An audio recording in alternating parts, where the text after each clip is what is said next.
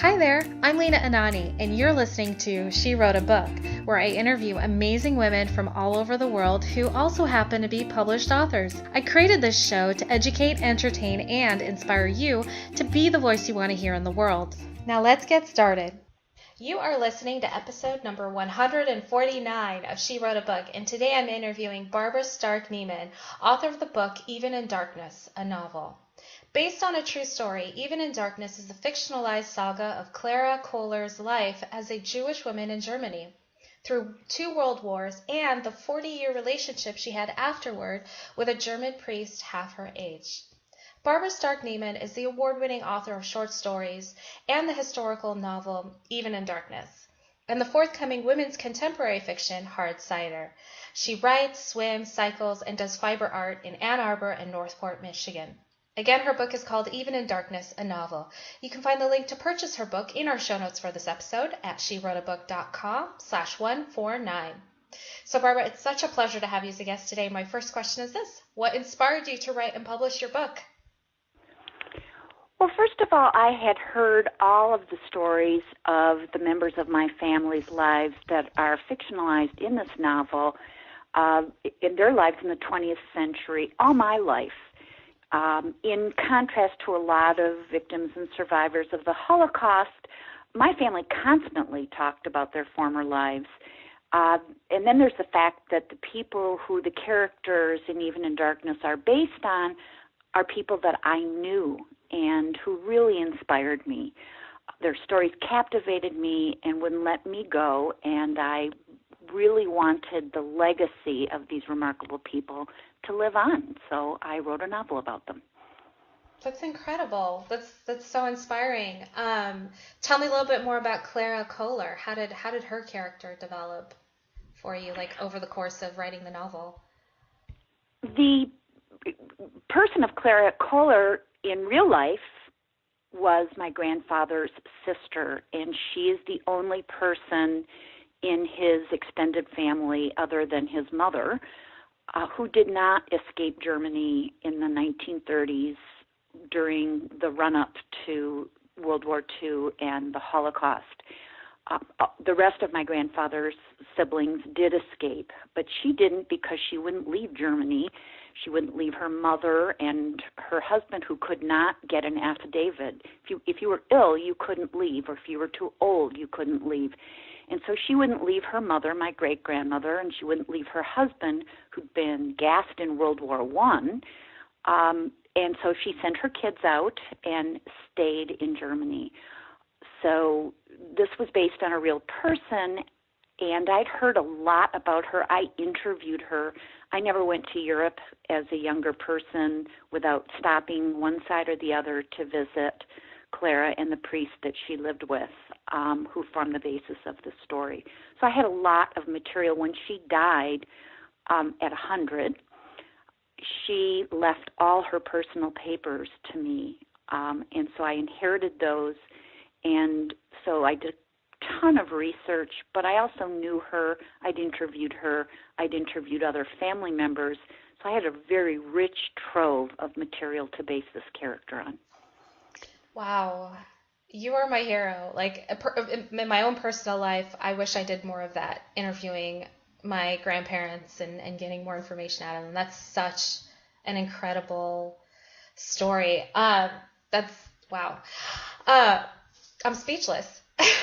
Well, if listeners come away with no other message from this podcast, and I hope there will be other messages, it's that everybody has a story, and if we only take the time to just jot things down, it doesn't have to be a masterpiece, just take that picture, keep that letter, sit down with that person and interview them. I think it's a wonderful pursuit, and it's a way to continue those stories. I will definitely say I've been inspired to do that. So I hope our listeners are too. So that's amazing. So you'd mentioned that it was your great grandma, right? Is it your great? My great grandmother is the person who wouldn't leave Germany and was elderly. And so her daughter, my great aunt, My Ah. grandfather's sister is the one who stayed and wouldn't leave her. Since my great-grandmother wouldn't leave, my great-aunt stayed because she wouldn't leave her mom. So tell me more about this German priest. Oh, excuse me. So he was the son of a man that my great-aunt's best friend married. This guy had a wife who died and leaving him with 5 children, and my great-aunt's best friend married this man, so she became the stepmother. And so my great-aunt got to know this family, and this young kid was right in age between my great-aunt's 2 sons. So the 2 friends would spend time with each other. There were a lot of circumstances which I will leave to the reader to find out about his life. But when it became clear that Klare survived the concentration camp and remained in Germany in a DP camp, the good friend said to her stepson, find her and help her. And he did. And there were quite a number of unusual circumstances that resulted in their continuing to be with each other for the next 40 years, which is not your typical Holocaust survival story. No, and that brings me to my next question. Like, how does your story set itself apart from other Holocaust novels? Well, for one thing, as I said, my family talked about their experiences.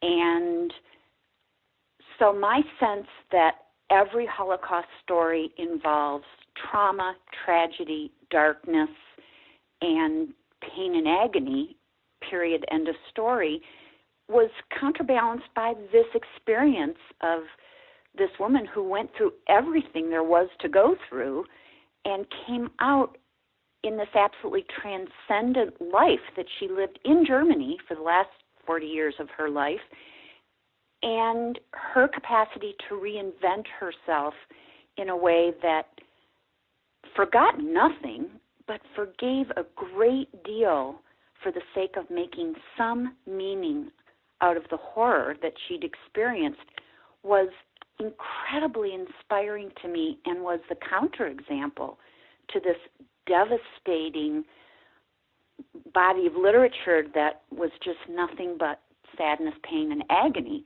So I had this counterexample in the experience of my own family, and that's why I just had to write this story, because it is not your typical Holocaust narrative. Did you know going into writing the first draft or writing the outline, or even when you birthed the idea of writing this novel, did you know ahead of time that this was a story about forgiveness? I knew that the reason I was inspired to write it is because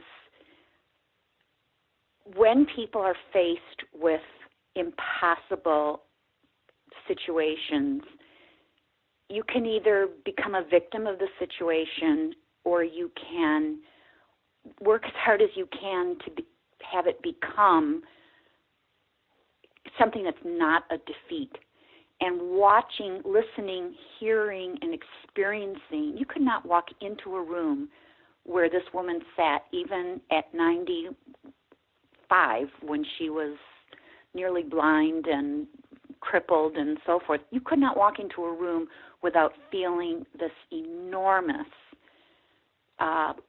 spirit that she had, and her capacity to see that glass as half full and to reinvent herself in a meaningful way was just, as I keep saying it was inspiring, and I did know that that's the message that I needed to focus on. It became the focal point of my experience of her, but also of the book. That's fantastic. Oh my goodness. the entire story, the inspiration behind the story, all of it just sounds amazing. And it brings me to my last question. What do you love most about being an author? I guess that the state that I go into myself, the experience of writing, is one half of what I love the most about it. There's something that happens when you just get into the groove of spinning a great story. You can feel it. I love that feeling. It's creative energy that just really, makes me feel wonderful. But the other half, and what I just didn't know to expect as a first-time author, is the experience of having other people get it and tell me what the book means.